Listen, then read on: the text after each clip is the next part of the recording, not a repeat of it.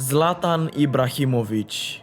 When we think about this player, we think about goals, charisma, character, and arrogance. He is one of the best strikers in the world, and one thing that makes him special is that he still plays football at 41 years of age. Zlatan Ibrahimovic is timeless.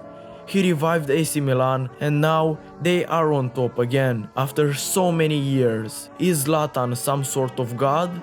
Well, not really. Far from it. Because when he was a kid, the story was very different.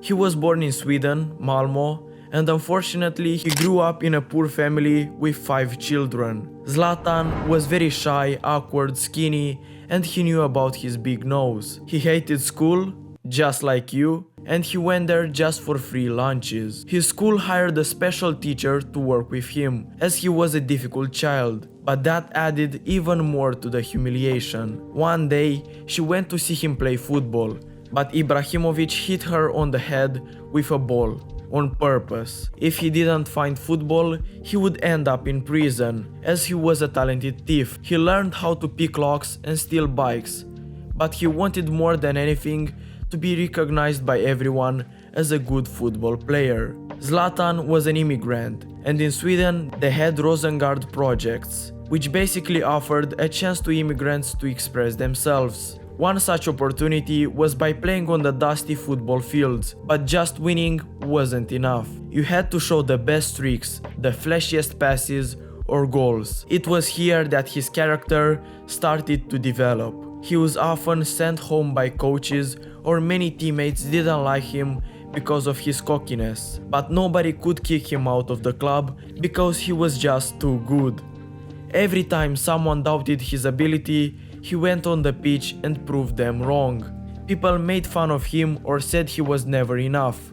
But by being arrogant, Ibrahimovic hid any of his weaknesses. He compared himself to God or said that he sometimes laughs because of how perfect he is. Zlatan couldn't stop training.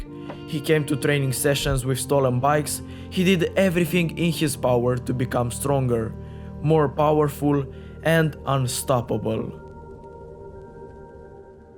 His hard work paid off in the end, as he signed a professional contract with Malmö in 1999. In that season, Malmö finished 13th in the league, so they were relegated, but returned in the top flight thanks to Zlatan and his teammates. This caught the attention of Arsene Wenger, who tried to transfer him to Arsenal, but he failed in the end.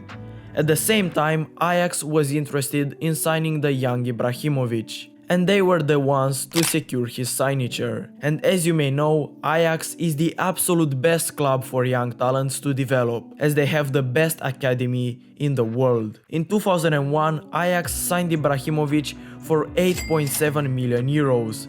He was getting little playtime under his old coach. But when Ronald Koeman was announced as the new manager of Ajax, as during a match between Sweden and Netherlands, he injured his teammate, Rafael van der Vaart, who later said that Zlatan did it on purpose.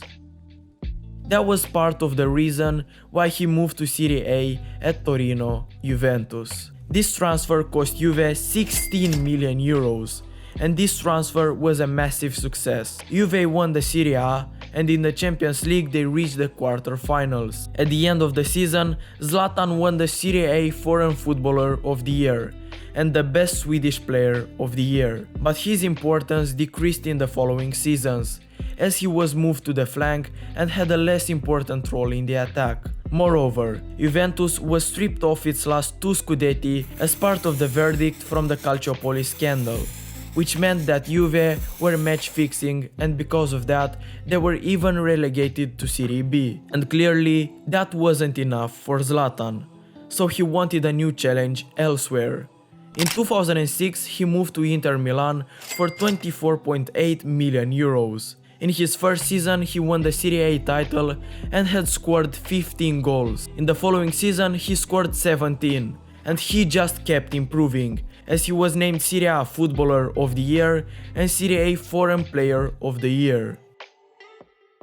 In 2008 and 2009, he ended as the champion of Italy again, being the league's top scorer with 25 goals. He was Serie-A Footballer of the Year and Serie-A Foreign Player of the Year yet again, and one club needed a striker. A prolific one, a tall one, and most importantly, a decisive one. Barcelona was interested in buying Ibrahimovic. They made a swap deal including Samuel Eto'o plus 69 million euros for the transfer of Zlatan. The expectations were very high. Everyone expected him to be the best player in attack alongside Messi. There were 60,000 fans who watched his presentation at Camp Nou, which is impressive. At Barcelona, he met the phenomenon, the legend Lionel Messi. Ibrahimovic started very well, and he was even included in the 2009 UEFA Team of the Year. But from here on, things started going downhill. His difficult character proved once again to be a problem for his success, as after Barca's elimination from the Champions League, Zlatan yelled at Guardiola, "You have no courage. You can go to hell." Pep said no word in response, but that wasn't even the worst thing. Zlatan said that the problem started when Messi started to talk, and said he wanted to play in the middle, so Guardiola changed the system from 4-3-3 to 4-5-1. Thus sacrificing Ibrahimovic, who no longer had a place in that Barca team. The club decided it was best for both parties to move on, so they sent him on loan to AC Milan with an option to buy for 25 million euros. They immediately signed him, without thinking twice. Upon signing, Ibrahimovic said he wanted to win the Champions League and the double, meaning the League and Champions League. But the Champions League was won by Barcelona that year, and this is where Zlatan's trend of changing clubs very frequently started.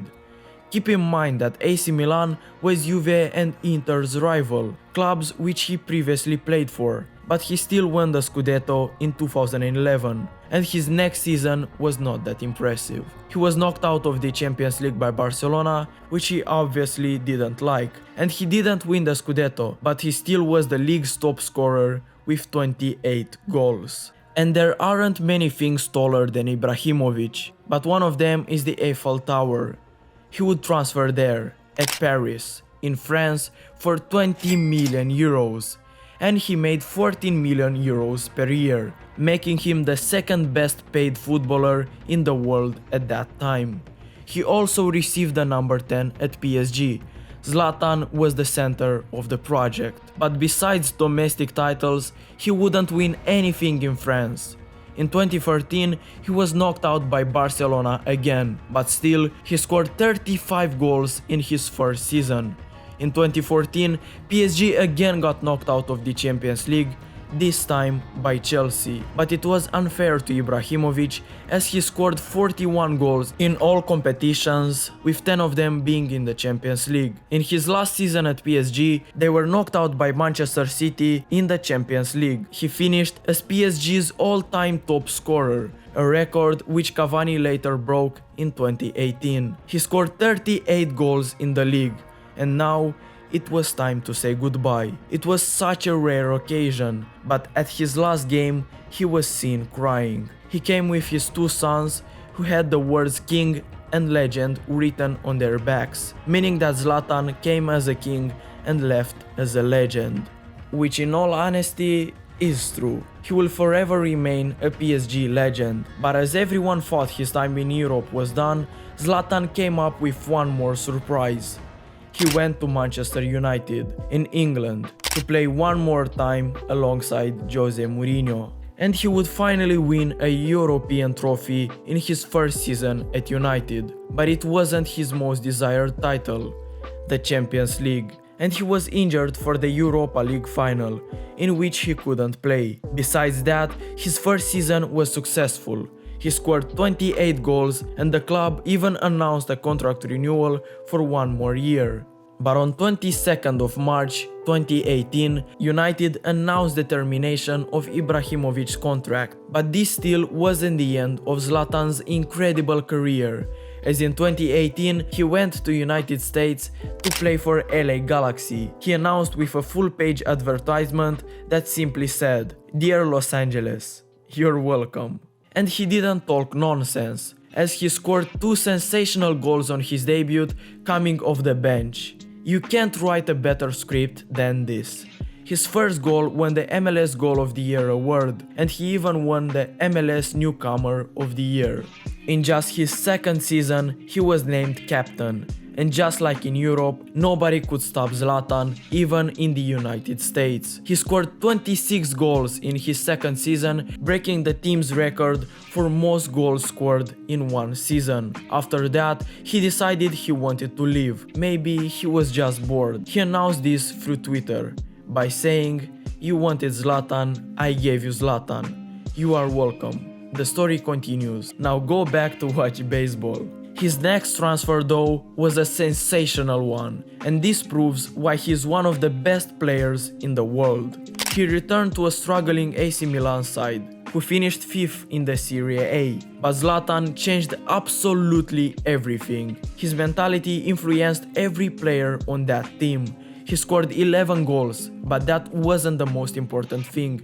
Milan made a comeback to the Champions League, and they even finished second in the league. At 38 years of age, he revived the struggling team by himself. In the next season, Milan completed the comeback by winning the Scudetto. He had played through an ACL injury for 6 months during the season, and he later underwent surgery. And if that doesn't impress you, then I don't know what will. On 26th of February 2023, he returned to action. At 41 years of age, he is still playing at the top level, in Europe, in the Champions League. But if that wasn't incredible enough, let's look at his international career. His career with Sweden didn't enjoy much success. But as always, Ibrahimovic never failed to entertain us. The furthest he got with his national team was the quarterfinals at the Euros in 2004, where they lost against Netherlands and Zlatan missed a penalty. But his brightest highlight with Sweden was certainly the match against England in 2012, when Ibrahimovic scored 4 goals in a single game. But most importantly, he scored one of the best goals of all time. Joe Hart came off his line. He thought he cleared the ball, but then Zlatan scored a bicycle kick from 35 yards. That goal won him the Puskás Award, and it is still considered, even to this day, as one of the most insane goals ever. In 2014, Sweden faced Ronaldo's Portugal, and whoever won went to the World Cup. Ibrahimovic scored 2 goals, but Ronaldo responded with 3, so Zlatan and Sweden went home. He later said, "One thing is for sure, a World Cup without me is nothing to watch." In 2016, Sweden was eliminated from the Euros, finishing last place in the group, after losing 1-0 to Belgium. Zlatan then announced his retirement from his national team, but that was far from the end. He was included in the squad for the Euro 2024 qualifiers. He's aging like fine wine, and it seems as though he will never stop from playing football. Zlatan Ibrahimovic is a legend. His arrogance is what makes him unique, and it's also what hides his weakness. At 41 years of age, he is still performing very well. He revived a legendary club, AC Milan, and I'm certain that the football world will never forget Zlatan for who he is and for what he does.